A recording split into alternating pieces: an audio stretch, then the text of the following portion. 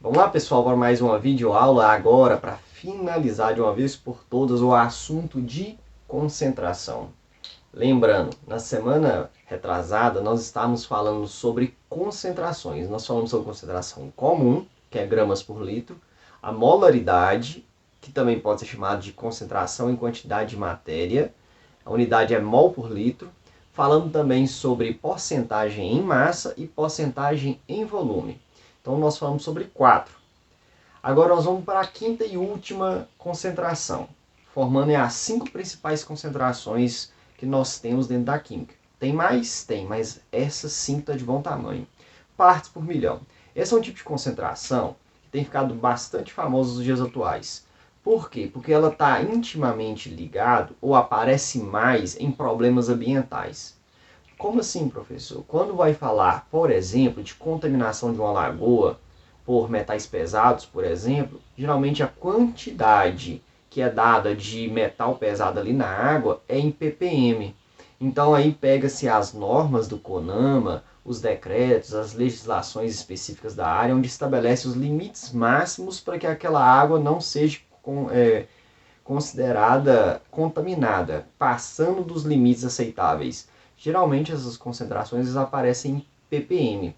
Por quê? Por causa do seguinte, são substâncias que em pequenas quantidades elas já têm um poder muito grande.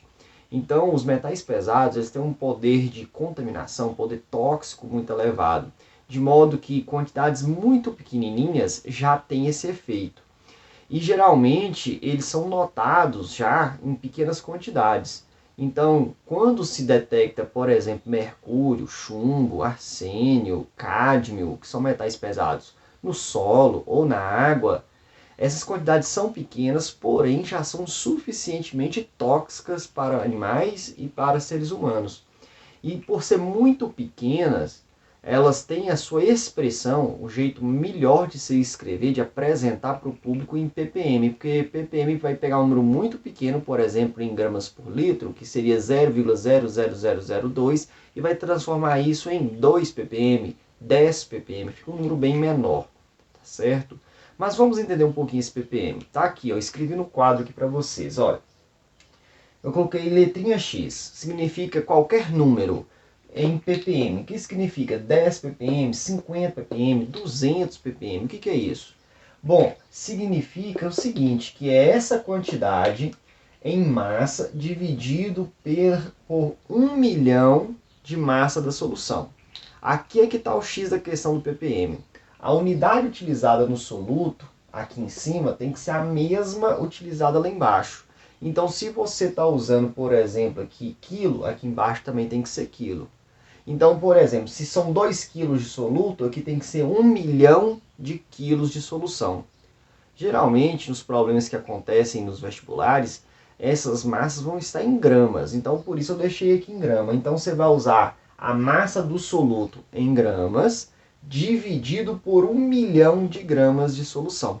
Por isso que fala partes por milhão. Ela não chega a falar se é gramas por milhão, se é ml por milhão, porque é genérico, serve para qualquer coisa, inclusive para volume. Então, partes por milhão significa que se você tiver as mesmas unidades cima e embaixo, vai dar certo. Então, se você tiver, por exemplo, ml no soluto, aqui embaixo, 1 milhão de ml da solução, beleza? Então, a unidade que você escolher para o soluto tem que ser dividido por 1 milhão de vezes essa unidade, tá certo? Beleza. Vamos então para um exemplo aqui. Diesel S10. O diesel S10 deve ter sido notado por vocês quando vai abastecer o carro do pai de vocês, quando você está junto com ele. Você deve ter percebido nas placas tem preço de álcool, de gasolina, gasolina aditivada e tem óleo comum e óleo diesel S10. Bom, o óleo comum é um óleo muito contaminado por enxofre. Tá? Esse enxofre ele vem justamente lá do petróleo. Quando se retira o petróleo para fazer os derivados de petróleo, entre eles a gasolina e o óleo diesel, que é uma fração, uma parte desse petróleo, ele tem uma quantidade significativamente alta de enxofre. E enxofre é um poluente. Por que o enxofre é um poluente? Porque o enxofre dentro do diesel, quando ele é queimado dentro do motor, ele vai levar à formação do óxido de enxofre, que é o dióxido de enxofre e trióxido de enxofre. Esses óxidos são óxidos ácidos e formarão aí na água da chuva, na umidade do ar, o ácido sulfuroso e o ácido sulfúrico. Eles vão então tornar a chuva mais ácida do que naturalmente ela é. Então o enxofre dentro dos combustíveis não é desejável. Ele tem que ser removido. E o diesel comum, ele tem uma alta quantidade de enxofre. O diesel S10, ele tem uma quantidade muito baixa de enxofre. Foi a menor que eles conseguiram fazer até hoje para ser vendido comercialmente. Então o diesel S10, a letrinha S, é a letrinha lá da tabela periódica, que é a letrinha que representa o enxofre. E esse 10 aqui significa a concentração desse enxofre, 10 ppm. Então é como se nós estivéssemos falando assim, ó, estou vendendo um óleo diesel, um combustível, que tem a menor quantidade de um elemento indesejável, que é 10 ppm. Tá? Beleza. Então significa o quê? Significa que 10 ppm de enxofre significa que existe 10 gramas de enxofre em 1 milhão de gramas de solução, que é o diesel nesse caso. Tá? Então nós temos aqui 1, 2, 3, faltou um zero aqui, desculpa. 1 milhão de gramas de diesel. Tá? Então é isso que significa 10 gramas em 1 milhão de gramas. Essa é a quantidade de enxofre dentro desse diesel. O diesel comum, pelo que eu li nas últimas vezes, ele estava chegando a uma concentração de 500 ppm. Mas, num passado não muito distante, essa concentração já foi a 5.000 ppm de enxofre. Então vamos pegar essa informação, 5.000 ppm. Significa que em 1980, por exemplo, usava-se diesel nos caminhões e ônibus, carros pesados, usava-se um combustível que tinha 5.000 gramas de enxofre em 1 milhão de gramas de diesel. Era muito enxofre presente ali dentro.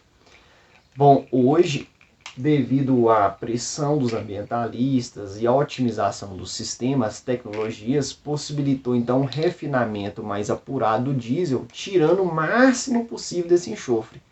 Então hoje o diesel nosso tem essa quantidade, 10 ppm, que é 10 gramas em 1 milhão de gramas. Tá? Bom, sim, no futuro próximo, provavelmente essa consideração ainda cai mais. Um segundo exemplo seria a quantidade de mercúrio presente numa água, no limite até onde ela é considerada potável. Bom, o CONAMA, que é o órgão responsável, ele diz na sua portaria que a quantidade máxima de mercúrio presente numa água, que ela ainda pode ser considerada potável, é de 0,00001 grama por litro. Então, a água tem que ter abaixo dessa concentração, ou até essa concentração. Como que eu faço para expressar essa concentração em ppm, que é a mais usada aí nos textos jornalísticos? Bom, vamos lá, regra de 3. Então, nós vamos aqui colocar essa concentração na forma de regra de 3. Existe 0,00001 grama, que é o limite, a cada ou em 1 litro de água de solução. Acontece que é o seguinte, essa solução, essa água, que provavelmente a água do rio, de uma lagoa, ela tem uma concentração de soluto muito baixa. De modo que se nós medíssemos a solução a densidade dessa solução e compararmos com a densidade da água pura, daria muito próximo. Então nós podemos considerar a densidade dessa água potável, como densidade igualzinha da água pura, que é 1. Então significa dizer que 1 litro de água equivale a 1 quilo. 1 grama de água a 1 ml. Então, como eu tenho aqui 1 litro, eu posso colocar aqui no lugar de 1 litro, 1 quilo. E aí eu teria essa quantidade de soluto em 1 quilo de água. Só que para me manter a mesma unidade, eu tenho que passar isso aqui para grama. Quilo, esse K representa o número 1000. Então, 1 quilo é 1000 gramas. Então, eu vou colocar aqui 1000 gramas no lugar. Pronto. Então, essa quantidade de soluto presente em 1000 gramas da minha solução. Beleza. Agora a pergunta é, quanto de soluto, quanto de mercúrio eu tenho em 1 milhão de gramas de solução, porque a quantidade desse mercúrio em 1 milhão de gramas é o ppm. E aí a gente faz o quê? Corto esses 3 zeros de cima com esses 3 de baixo para facilitar a minha multiplicação e fica 1000 vezes esse número. Como são 3 zeros, a vírgula vai andar 3 casas. Ela vem 1, 2, 3. Então ela vai estacionar aqui. Então x vai ser igual a 0,01 grama. Então significa dizer que essa quantidade de mercúrio que pode ter em 1 milhão de gramas de solução. Então isso aqui é exatamente o meu ppm. Então é 0,01 ppm. Então essa aqui é a quantidade máxima de mercúrio que pode estar presente na água, de modo que ela ainda é considerada potável. Acima de 0,01 ppm, 0,015, 0,02 ppm já é considerada uma água contaminada por mercúrio, porque tem a quantidade de mercúrio que já começa a fazer mal para os seres vivos. Tranquilo? Mas e você pode me perguntar, professor, só é possível calcular ppm quando eu tenho os dados em grama, em massa? Quando eu tenho a massa do soluto e tenho massa de solução? Não. Você também pode calcular o ppm utilizando os seus dados em volume, desde que o exercício assim te dê. Então aqui, por exemplo, você poderia calcular o volume de soluto dividido pelo volume da solução, aonde você utilizaria a mesma unidade em cima, a mesma unidade embaixo, e embaixo tem que ser 1 milhão de vezes essa unidade. Então um exemplo rapidinho.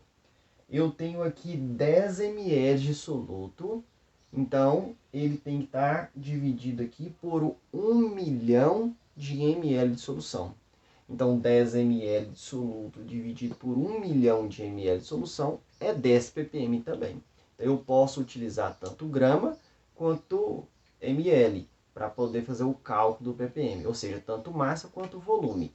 O que eu tenho que ter em mente é sempre manter a unidade de cima e a de baixo igual e embaixo multiplicar por 1 milhão de vezes. Sempre 1 milhão de vezes. Beleza? Tranquilo? Então eu te aguardo na próxima aula e se tiver dúvida sobre ppm, me procure no WhatsApp. Um grande abraço, fique com Deus, tchau, tchau.